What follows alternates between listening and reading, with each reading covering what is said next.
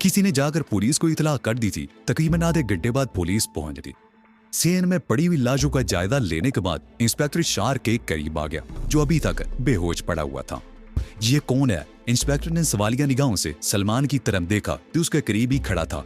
दूसरी तरफ मरियम भी खड़ी थी। ये मकतूलीन का बेटा है, सलमान ने जवाब दिया। बड़ा जिद्दी और खुदसर किस्म का लड़का है। अक्सर माँ बाप से किसी न किसी बात पर झगड़ता रहता था।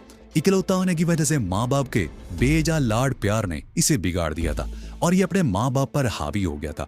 इसके लक्षण देखकर मुझे पहले ही शुबा था कि बड़ा होकर कुछ न कुछ जरूर करेगा।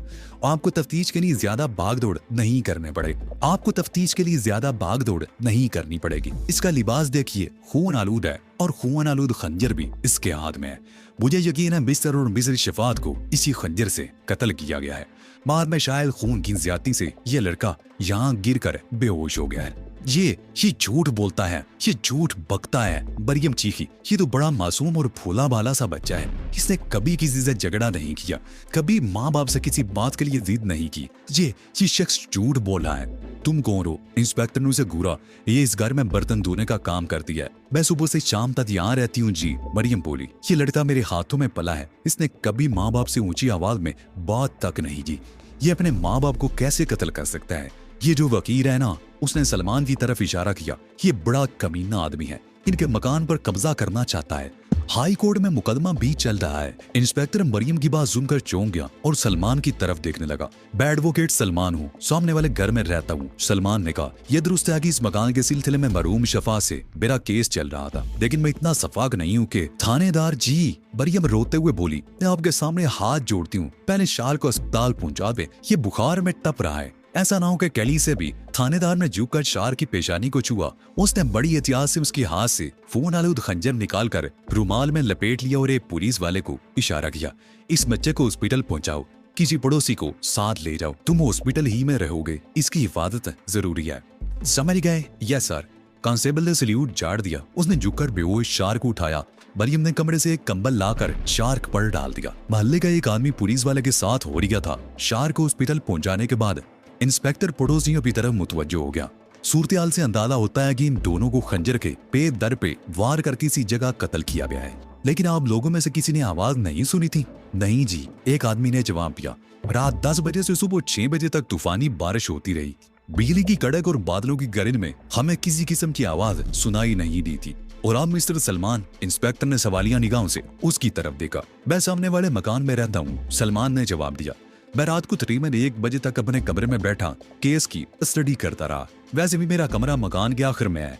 मैंने बारिश के शोर में कोई आवाज नहीं सुनी थी। और तुम? थानेदार मरियम की तरफ मुतवज्जो हो गया। तुम कहाँ रहती हो और कब से इस घर में काम करती हो? मैं यहाँ से तीसरी गली में रहती हूँ, मरियम ने जवाब दिया। मेरी की शादी के वक्त से यहाँ काम कर रही हूँ। पहले दूसरे घरों में भी काम करती थी, लेकिन शार की पैदाइश के बाद मैंने दूसरे घरों में काम छोड़ दिया और सिर्फ इसी घर की होकर रह गई। बहुत अच्छे थे जी ये दोनों मियाँ बीवी। इंसान नहीं, फरिश्ते थे ये लोग। कभी किसी से झगड़ा नहीं हुआ, कभी किसी के साथ ज्यादती नहीं की, हमेशा दूसरों के काम ही आते थे। कल रात तुम किस वक्त यहाँ से गई थी? इंस्पेक्टर ने पूछा। मैं खाना वगैरह पकाकर 9 बजे के करीब चली गई थी जी। शफात उस वक्त तक दुकान से नहीं आया था और फिर सुबह 7:15 बजे जहाँ आई तो बाहर का दरवाजा खुला हुआ था। मैं अंदर दाखिल हुई तो यहाँ वो ज़ारों के तार रोने लगी। इंस्पेक्टर पड़ोस में रहने वालों से कुछ सवालात करता रहा। फिर लाशों को उठवाकर हॉस्पिटल भिजवा दी गई और मकान को ताला लगाकर चाबी इंस्पेक्टर ने अपनी जेब में रख ली। आपको मेरे साथ चलना होगा मिस्टर सलमान, इंस्पेक्टर ने कहा। जरूर, सलमान ने जवाब दिया। मैं कानून दान हूँ और कानून की मदद करना अपना फर्ज समझता हूँ। वो लोग थाने आ गए। FIR दर्ज करने से पहले इंस्पेक्टर सलमान से तफसीली बात करना चाहता था।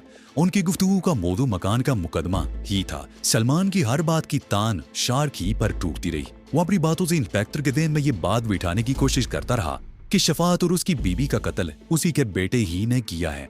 लेकिन आप भूल रहे हैं कि सबसे ज्यादा जुमा आप पर ही किया जा सकता है। इंस्पेक्टर ने उसके चेहरे पर नजरें जमाते हुए था। आज तक दुनिया में जितने भी फसाद हुए हैं उनकी बुनियाद जन, जर और जमीन ही होती है। आप पर शुबे की ठोस वजह मौजूद है। नहीं इंस्पेक्टर, सलमान ने नफी में सारी ला दिया। खंजर आपने खुद शाल के हाथ में देखा था, उसका लिबास भी खून आलूद था। जब आप तहकीकात करेंगे तो आपको खुद ही पता चल जाएगा कि कातिल कौन है, और मैं तहकीकात में आपसे हर तावन करने को तैयार हूँ। इंस्पेक्टर चलने में खामोशी से उसकी तरफ देखता रहा। फिर देर तक उनमें मदम लहजे में बातें होती रही। इंस्पेक्टर के दफ्तर में वो दोनों अकेले थे। तकरीबन 2 घंटे बाद इंस्पेक्टर ने मुहर्रर को बुलाकर उस दोहरे कत्ल की FIR दर्ज करने को कहा और देर तक इस सिलसिले में उसे हदायत देता रहा। जब FIR दर्ज की गई तो शार्क का नाम कातिल की हैसियत से उसमें शामिल था। शार्क को हॉस्पिटल में हिरासत में ले लिया गया। उसकी निगरानी के लिए 2 मुसल्लह पुलिस वाले तैनात कर दिए गए। डॉक्टरों की भरपूर तवज्जो के बावजूद 3 दिन से पहले उसका बुखार कम नहीं हो सका था और बिलादर बुखार उतरने के बाद उसकी हालत बतदरीज संभलने लगी, लेकिन उसकी जबान जैसे बंद होकर रह गई थी। इंस्पेक्टर कई मरतबा उसका बयान कलम बंद करने के लिए हॉस्पिटल पहुंचा, लेकिन शार्क उसके किसी सवाल का जवाब देने की बजाय अजीब सी निगाहों से उसकी तरफ देखता रहा। शार्क तकरीबन 1 महीना हॉस्पिटल में रहा। इसी दौरान मरियम कई मरतबा उसे देखने के लिए आती रही, लेकिन पुलिस ने उसे शार्क से मिलने नहीं दिया था। केस जब अदालत में पेश हुआ तो पुलिस ने ऐसे गवाह पेश किए कि जिन्होंने शार्क को आवारा, जिद्दी और खुदसर और खतरनाक साबित करने की भरपूर कोशिश की। उन गवाहों में एडवोकेट सलमान भी शामिल था। अदालत में वो खंजर भी पेश किया गया जब वकूआ के बाद बेहोश शार्क के हाथ में था। शार्क ने अदालत में भी खामोशी इख्तियार कर रखी थी। इस्तवासा ने अदालत में एक मेडिकल सर्टिफिकेट पेश किया जिसमें शार्क की ज़हनी हालत को खतरनाक करार दिया गया था। मुकदमे की कार्रवाई ने ज्यादा तूल नहीं खींचा और अदालत ने शार्क को अपने माँ बाप का कातिल करार देते उसे उम्र कैद की सजा सुना दी और शार्क को जेल भेज दिया गया। जिस रोज अदालत ने फैसला सुनाया था उसी रात इंस्पेक्टर एडवोकेट सलमान के घर बैठा चाय पी रहा था और जब वो वहां से रुखसत हुआ तो उसकी जेबों में 25,000 रुपए के नोट मौजूद थे। 25,000 उसने उस रोज वसूल किए थे जब शार्क के खिलाफ FIR दर्ज की गई थी। जिस रोज अदालत ने शार्क को सजा सुनाकर जेल भेजा था उसके चंद रोज बाद ही हाई कोर्ट ने मकान के मुकदमे का फैसला सुना दिया था। मुतलका महकमा ने क्लर्क ने असल दस्तावेजात अदालत में से गायब कर दी थी जिनसे केस का रुख ही बदल गया था। उसे अगली पेशी पर हाई कोर्ट ने फैसला सुना दिया। उस फैसले के मुताबिक मातहत अदालत का फैसला बरकरार रखते हुए शफात को मकान का जायज वारिस करार दे दिया गया था। ये हकीकत भी हाई कोर्ट के सामने मौजूद थी कि शफात और उसकी बीवी को कत्ल कर दिया गया है और उसके कमसिन बेटे को माँ बाप के कत्ल के इल्जाम में उम्र कैद की सजा सुनाई जा चुकी है। ये मुकदमा चूंकि शफात अली और एक थर्ड पार्टी में चल रहा था इसलिए अदालत ने शार्क को शफात की जायदाद का वारिस करार देते हुए मरियम को उसका निगरान मुकर्रर कर दिया था और मकान और दुकान उसकी तहवील में दे दिए गए थे। मरियम मायद औरत थी जो महीने में एक बार शार्क से मुलाकात के लिए सेंट्रल जेल जाती थी। जेल में आने के कई रोज बाद भी शार्क खामोश रहा, फिर आहिस्ता आहिस्ता उसकी जबान खुलने लगी। शजरगीर जेलर को भी उसकी मासूमी पर तरस आ गया। उसकी जिंदगी जेल में मुजरिमों के साथ गुजरी थी। जेल में मामूली चोर और जेब कतरों से लेकर खतरनाक डाकू भी यहाँ आते थे। कभी कभार किसी बेगुनाह को भी झूठे मुकदमे में फंसा कर जेल में भेज दिया जाता था। जेलर जेल के कैदियों की नस्लियात से अच्छी तरह वाकिफ था। वो अच्छी तरह समझता था कि किसके साथ किस किस्म का सलूक रखना चाहिए। अदरचे जेल में आने वाला हर दूसरा कैदी अपने आप को बेगुनाह कहता था, लेकिन जेलर उनकी शक्ल ही से अंदाजा लगा देता था कि कौन झूठा और कौन सच्चा है। शार्क ने जेल में आकर कई रोज तक जबान नहीं खोली। वो अजीब सी नजरों से कैदियों को देखता रहा। जेलर को उससे न जाने क्यों हमदर्दी हो गई थी और जब शार्क ने जबान खोली तो उसने अपने बारे में या अपने माँ बाप के कत्ल के बारे में एक लफ्ज भी जबान से नहीं निकाला था। जेलर ने शार्क से कोई मुशक्कत का काम लेने की बजाय उसे दफ्तर में चपरासी की हैसियत से रख दिया और जब शार्क ने पढ़ने लिखने में दिलचस्पी का इजहार किया तो उसे फौरी तौर पर किताबें भी मुहैया कर दी गई। शार्क के शरीफाना तर्ज अमल और रसूल तालीम की वजह से उसे जेल में मजीद रियायतें दी गई। कुछ अर्सा बाद जेलर में शार्क को अपने घर में ड्यूटी पर लगा दिया। जेलर का बेटा कॉलेज में जेरे तालीम था। वो पढ़ाई में शार्क की मदद करने लगा। जेल में आने के बाद 2.5 साल बाद जब शार्क ने बैटर का इम्तिहान दिया तो वो बहुत खुश था और जब रिजल्ट निकला तो शार्क से ज्यादा खुशी जेलर को हुई थी। शार्क ने पूरे सूबे में टॉप किया था। उस रिजल्ट के नतीजे में शार्क को जेल के कवानीन के मुताबिक कुछ और रियायतें मिल गई थी। मरीम बाकायदगी से शार्क से मिलने जेल आती रही। वो जब भी आती शार्क के लिए कुछ न कुछ खाने पीने की चीजें बनाकर जरूर आती। कभी वो रजिया को भी साथ ले आती और कभी अकेली ही आ जाती। शार्क पर बाद औक़ात अजीब सी कैफियत तारी हो जाती। वो गुमसुम सा बैठा रहता। उसके चेहरे पर अजीब से तासरात उभर आते। उसके अपनी आंखों के सामने खून ही खून फैला हुआ नजर आता। माँ बाप के खून में लथपथ लाशें, जख्मों से चूर लाशें। 2-3 स्याहपोश इधर उधर भागते हुए दिखाई देते। उनके चेहरों पर डांठे बंधे हुए थे। वो किसी का भी चेहरा नहीं देख सका था। शार्क पर जब भी ऐसी कैफियत तारी होती थी उसका जिस्म पसीने में शराबूर हो जाता। वो टिकटिकी लगाए आसमान को घूरता रहता। उसकी आंखों में वैरानी होती जिनमें बिलाखर आंसू भर जाते।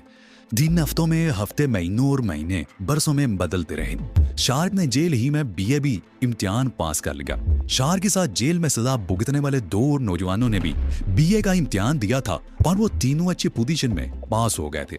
नेक चाल चलन और असूल तालीम की वजह से शार्क न सिर्फ जेल में बहुत सी सहूलतें मिल गई थी, बल्कि उसकी सजा में भी तखफीफ हो रही थी। अब वो 22 साल के एक भरपूर जवान था। जब वो जेल में आया तो उसकी उम्र 12 साल थी।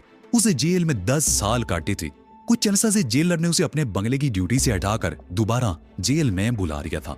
यहाँ भी उससे हल्के फुल्के काम ही लिए जाते थे। उस रोज वो दफ्तर के सामने पौधों की क्यारी को पानी दे रहा था कि एक वार्डन उसके करीब आकर रुक गया। शार्क, तुम्हें जेलर साहब बुला रहे हैं अपने दफ्तर में।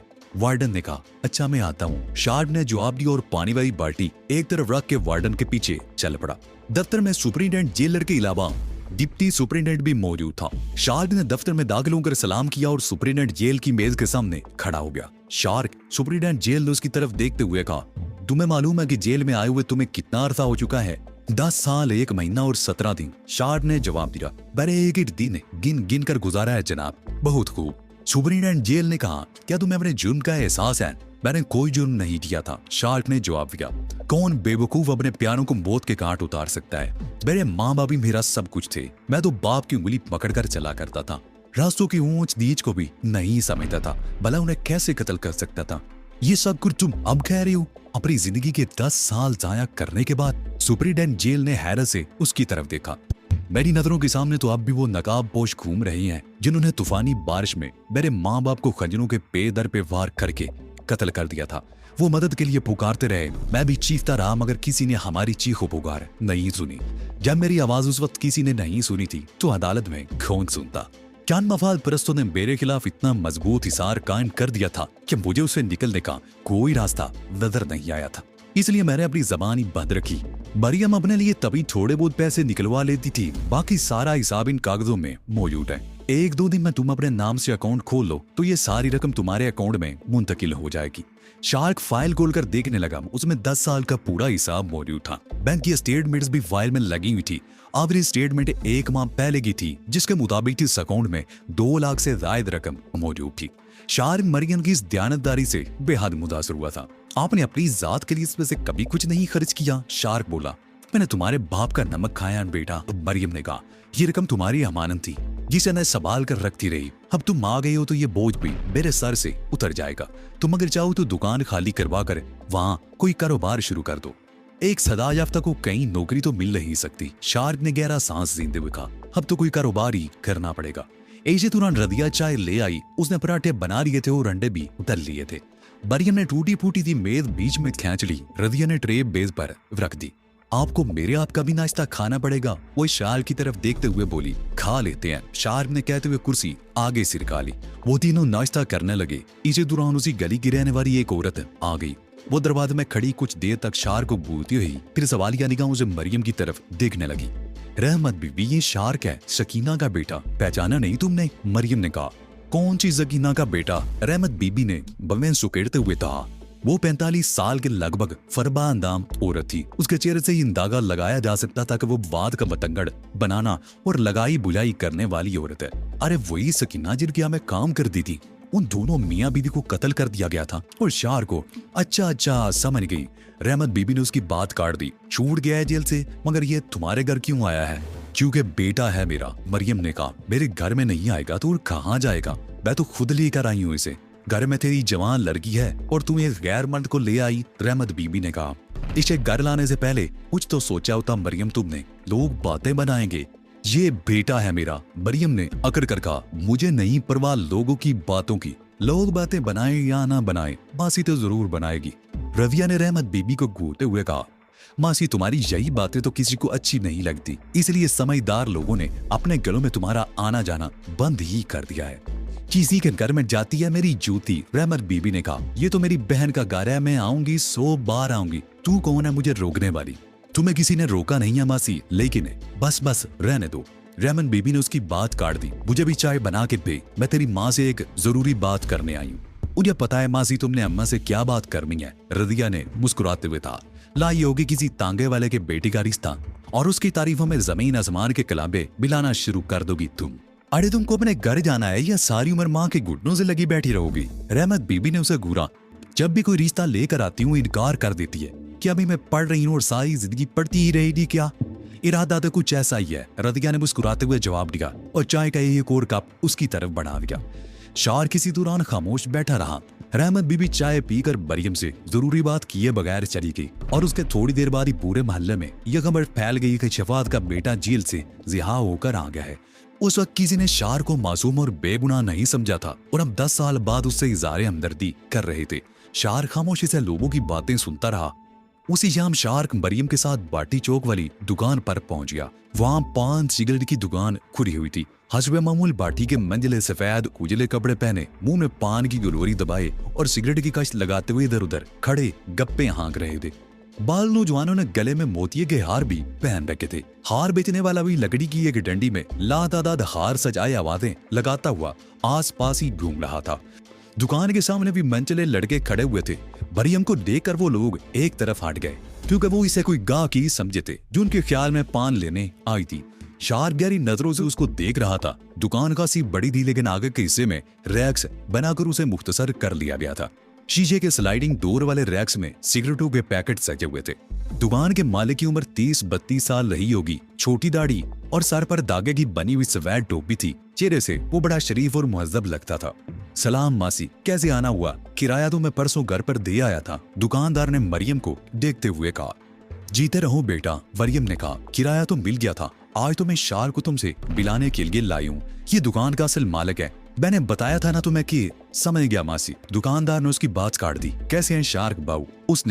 उसने गर्मजोशी से शार्क से हाथ मिलाया। इस दौरान एक मजबूल सा आदमी वहां आ गया। बैले गुचैले कपड़े, गिरेबान चाक, उलझे हुए बाल, आंखों में सुर्खी और दाएं रुखसार पर जख्म सा था जैसे गिरने से रगड़ लगी हो। उस शख्स को देखकर लगता था जैसे महीनों से मुंह हाथ ना धोया हो। उसने जेब से 50 का एक नोट निकालकर दुकानदार की तरफ बढ़ाया। दुकानदार ने नोट लेकर काउंटर की दराज में डाल दिया। नीचे झुककर कहीं से 2 प्लास्टिक की छोटी छोटी थैलियां निकाल ली। उनमें सफेद सफूफ भरा हुआ था। नीचे बैठे उसने दोनों थैलियां कागज की एक थैली में डाल ली और उठकर वो थैली उस मजूल से शख्स की तरफ बढ़ा दी। उस शख्स ने थैली जेब में डाली और तेजी से वहां से चला गया। शार्क बाबू, क्या खिदमत करूं आपकी? ठंडा चलेगा? दुकानदार ने शार्क से पूछा और जवाब का इंतजार किए बगैर दाईं तरफ रखे हुए डीप फ्रीजर से कोक की 2 बोतलें निकालकर उन्हें खोला और उनमें स्ट्रा लगाकर एक बोतल शार्क की तरफ बढ़ा दी और एक मरियम की तरफ। बेटा लतीफ, मरियम ने कोक की एक चुस्की लेते हुए कहा। शार्क बाबू कोई काम करना चाहता है। मैंने जब तुम्हें दुकान दी थी तो ये वादा लिया था कि जरूरत पड़ने पर तुमसे दुकान खाली करा ली जाएगी। मुझे ये वादा याद है मासी, लतीफ ने कहा। लेकिन मुझे थोड़ा सा वक्त देंगी ना ताकि मैं कोई और बंदोबस्त कर लूं। कितना वक्त चाहिए होगा आपको? इस मर्तबा शार्क ने पूछा। आज 3 तारीख है, लतीफ बोला। ये पूरा महीना आप मुझे दे दें। वैसे तो निस्बत रोड लक्ष्मी चौक के करीब मेरी अपनी दुकान है जो अरसा से बंद पड़ी है। यहाँ तो कारोबार जमा हुआ है। कोशिश करूंगा कि आसपास ही कोई दुकान मिल जाए। अगर कोई बंदोबस्त ना हुआ तो लक्ष्मी चौक पर अपनी दुकान में चला जाऊंगा। बहरहाल आपको 30 तारीख को दुकान खाली मिल जाएगी, उससे आगे तो नहीं शार्क बाबू। लतीफ ने उसकी बात काट दी।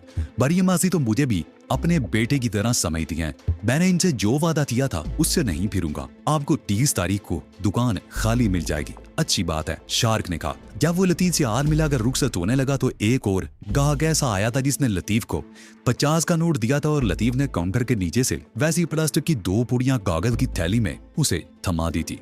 बगान में कौन लोग रह रहे हैं माँ जी? शार्क ने रास्ते में पूछा। सरकारी अफीसर है, बहुत शरीफ लोग हैं वो भी। उस आदमी का रावलपिंडी तबादला हो गया है। उसने पहले भी मुझे कह दिया था कि वो लोग इसी महीने की 20-22 तारीख तक मकान खाली कर देंगे और लोग चले जाएंगे तो मकान में थोड़ी बहुत मुरम्मत करवाना होगी। उसके बाद वो मकान फरोख्त कर दिया जाएगा। शार्क ने उसकी बात मुकम्मल नहीं होने दी। क्यों बेटा? मरियम ने हैरत से उसकी तरफ देखा। मैं अब उस मकान में नहीं रह सकता। वहाँ मेरे माँ बाप का खून बिखरा हुआ है। उस मकान की वजह से मेरे माँ बाप को बेदर्दी से मौत के घाट उतारा गया था। मैं वहाँ कैसे रह सकता हूँ? शार्क ने कहा। मरियम ने कोई जवाब नहीं दिया। वो दोनों खामोशी से रास्ता चलते रहे। माँ जी आप घर जाएं, मैं थोड़ी देर में आता हूँ, शार्क ने लोहारी गेट के सामने पहुंचकर कहा। मरियम चली गई हुई शार्क गहरी नजरों से उस शख्स की तरफ देखने लगा जो एक थड़े पर न्यूज स्टैंड के सामने खड़ा अखबार पढ़ रहा था। उसके सर के आधे से ज्यादा बाल सफेद, आंखों पर ऐनक लगी हुई थी, लेकिन शार्क उसे पहचान गया था। वो एडवोकेट सलमान था। उसके चेहरे पर पहले से ज्यादा खबासत टपक रही थी। शार्क उसके करीब जाकर खड़ा हो गया। उसने थड़े पर सजे हुए अखबारात की तरफ देखा